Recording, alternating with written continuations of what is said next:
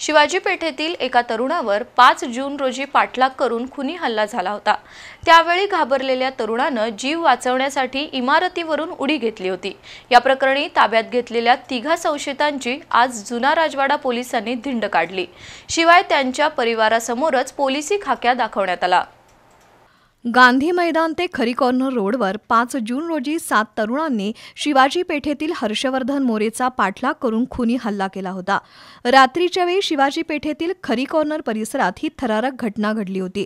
त्यावेळी जीव वाचवण्यासाठी हर्षवर्धन मोरेनं एका इमारतीच्या दुसऱ्या मजल्यावरून उडी घेतली होती। त्यानंतर ओम आवळे, मनोज उबाळे, यश माने, ऋत्विक साठे, वैभव कुरणे, राज झगडे यांच्यासह एक अनोळखी व्यक्ती यांच्या विरोधात जुना राजवाडा पोलिसात गुन्हा दाखल झाला। जुना राजवाड्याचे निरीक्षक संजीव झाडे यांनी 3 संशयितांना ताब्यात घेतलं। त्यांना आज शिवाजी पेठेत आणि वारे वसाहतीत फिरवण्यात आलं। 3 आरोपींना रस्त्यावर बसवून पोलीस निरीक्षक झाडे यांनी चांगलाच पोलिसी खाक्या दाखवत त्यांचा माज उतरवला।